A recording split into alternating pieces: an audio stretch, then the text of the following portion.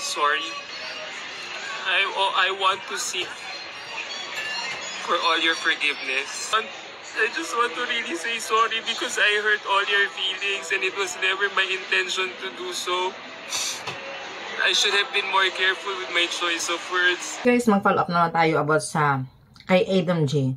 Kasi di ba, ditong umaga lang nasabi ako na sana mag-public apology siya. So which is, may nakita ko dito sa post niya sa Instagram na nag-public apology nga siya. So pakinggan natin ha. I'm not okay because it is only now that I am realizing the gravity of what I did on social media the other day. I'm coming out with this video not to gain back your sympathy, but I really think this is the most Christian thing to do.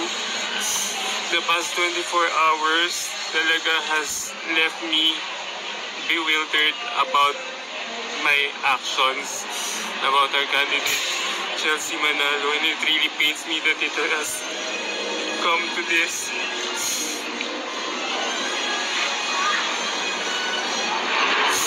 Chelsea, I'm really sorry about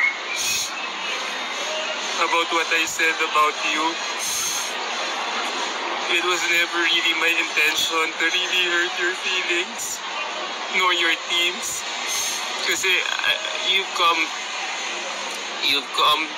worked so hard to be where you are right now.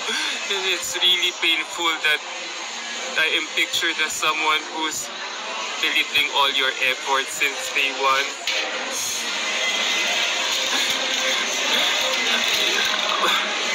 Na-feel ko naman yung sorry talaga ni Adam G, no? Yung sinabi ko na itong umaga na sabi ko na lahat tayo nagkakamali. Ako naman kasi actually hindi ako basher ni Adam G. Kasi nag-react lang talaga ako. Nung nakita ko yung una, yung after ng prelim, lang kasi ako doon sa unang video niya at saka itong pangalawang video niya. So yung kahapon upload ko. So, parang nila kasi ako sang-ayon ba. So, I'm not a basher talaga, guys. Ayoko kasing mang-bash din ng tao. Pero, dahil ayoko rin makasakit. Pero, yun kasi ang sa akin, I'm just, ano din ako ng sa loobin ko. Dahil, syempre talagang hindi talaga maganda yung ginawa niya. So, at least, nag-sorry talaga siya. At least, nag-public apology siya. Na, which is, naging, sabi ko kanina umaga, naging taklasa or taklasa man siya sa pananalita niya na hindi siya naging aware. Diba? Yung sinabi ko ng umaga, eh.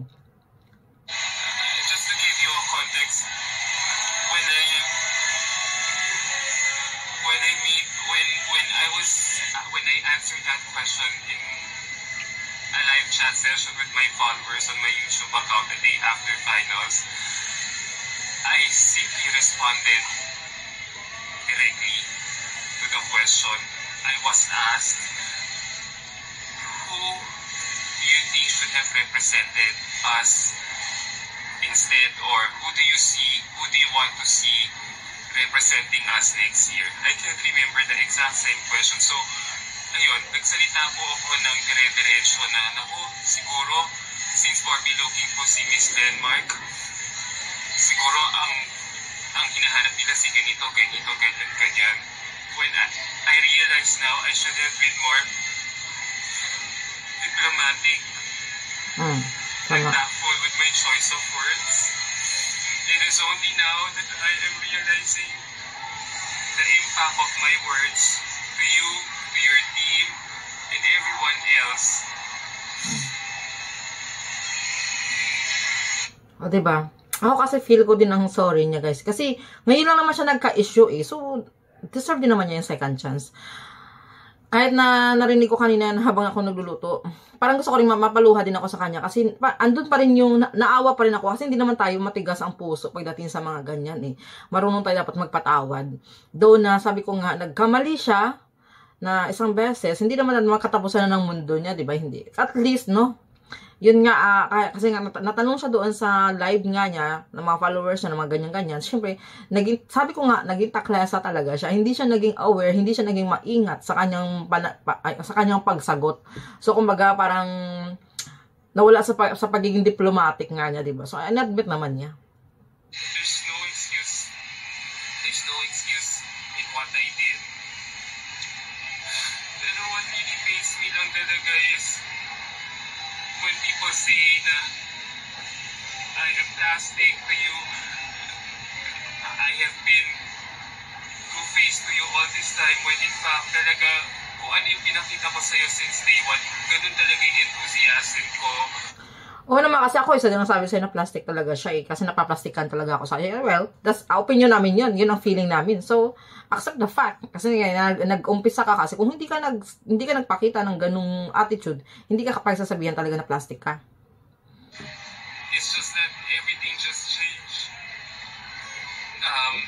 after the preliminary performance. However, given that hindi pa rin talaga tama yung sinabi ko, and I would really like to apologize to you,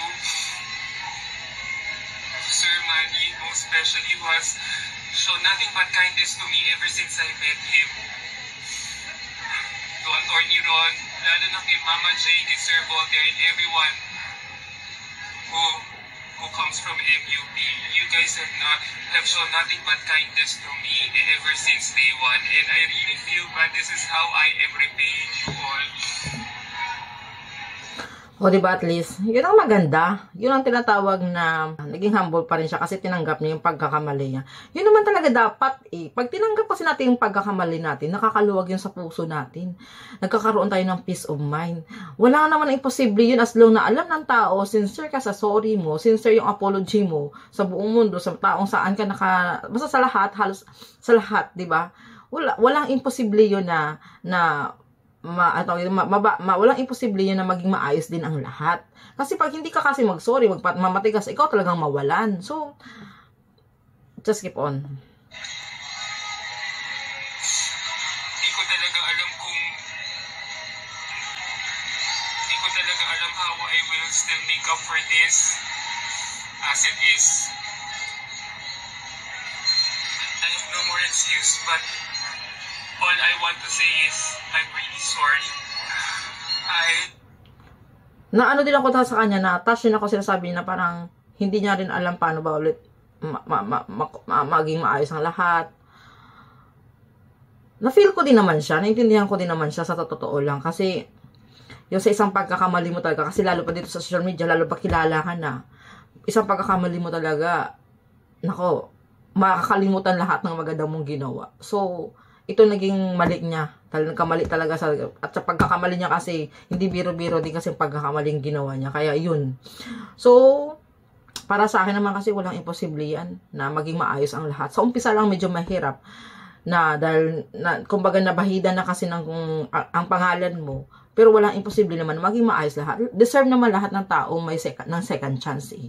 So, naano din ako sa kanya, na-touch din naman ako sa kanya. Pero ako kasi sabi ko nga, hindi ako basher dito. I'm just reacting ayon lang talaga sa video. No, sa mga nakikita ko. Kasi mahirap naman gumagawa tayo ng kwento na wala tayong basihan. So, yun na. I want to seek for all your forgiveness. Alam ko masama pa loob niyo sa akin, and that's understandable. Kahit hindi niyo na ako pansinin na mabuhay, okay lang talaga. But I just want to really say sorry because I hurt all your feelings and it was never my intention to do so. I should have been more careful with my choice of words. It's only now I am realizing that. I don't know kung kailan ako matututo, kailan ako... Nawa ko sa kanya. I will make mistakes, pero rest assured, pag magkamali ako, I would always want to be corrected. I am willing to subject myself to rebuke, correction. Grabe no, ditong banda talagang nanindig balahibo. Kasi sa totoo, sabi ko nga guys, makikita mo naman ang tao, sincere ang sorry niya talaga. Mararamdaman niya ng tao kung fake ba or hindi ang sorry mo or ang apology mo, di ba? Yung public apology mo. Ako para naman sa akin, totoo naman talaga yung sinasabi niya. Totoo yung sorry niya. So, walang imposible naman na dapat na yung nga patawarin natin yung isang tao, no. Ako naman, wala naman sa akin. Sabi ko nga, pag nag-sorry siya, mag-public apology siya, that's good. Kasi nga, pangalan naman niyang nakataya dyan eh. Pangalan naman niyang malilinis dyan eh. So, sa mga nagsasabi sa akin na binubuli, saan ako banda nagbully kay saan ako banda nagbully kay dito kay Adam G, no? Ako kasi, sabi ko nga, nagre-react ako ayon sa nakikita ko, ayon sa napapanood ko na video. So, walang bully-bully. Iba naman yung bully, guys, eh. No? At saka, yun nga ang pinakaayaw ko kasi yung taong, yung nambubuli ka ng tao, tapos mabubuli ka din ng, tapos ako mambubuli, ayaw ko nga ng bully, di ba? So, hindi ko naman siya binubuli, I'm just reacting, nag-react lang talaga ako, nag-react lang ako, dahil doon sa, sabi ko nga, paulit-ulit tayo, sa napapanood ko, na video, about sa mga sinasabi niya. Oh, tapos na yun eh, ito na nga, nag-sorry na nga siya, so, And other forms of things na parang will allow me to grow as a person. This is not how I wanted to end my Miss Universe coverage here in Mexico City. Pero please, from the bottom of my heart, accept my deepest apology. So, yun na. Accepted. Sorry, accept niya sa akin. Na-accept ko na yun. So, at dito na rin ako mag-end about kay Adam G, no? Sana ito na rin yung end mo, no, Adam G. Pero alam ko naman, ito na yung last niyang statement, no? Kasi nga, sarili mo na yung tinaya mo dito, dignidad mo yung tinaya dito, tapos uulit ka ulit, nag-sorry ka na. So, wag mo sirain yung pangalan mo. So, ako naman, ayun na nga, sabi ko nga, tao lang tayo nagkakamali, no? So, naawa din ako sa kanya, honestly, kasi naramdaman ko talaga yung sorry niya. Kanina habang nagluluto ako, ay parang natutulo din yung luha ko. Kasi hindi naman tayo ganun ang puso natin, hindi ganun katigas eh. So, kung nandun tayo sa tama, yung bang, doon lang tayo magbahid na alam natin sa tama lang tayo, di ba? Hindi tayo pwedeng na kumampi sa mali. So, yun lang yun, guys. Hindi ko na pinatapos. Basta, yun ang kanyang, yun ang kanyang apology, public apology. Sana sa mga nag-ano kay Adam, no? Tapusin na natin to. Huwag na tayo magsalita ng hindi pa maganda against him. Basta tayo ay narinig na natin ang kanyang sorry. Enough na yun. So, yun lang guys. At maraming salamat. Bye.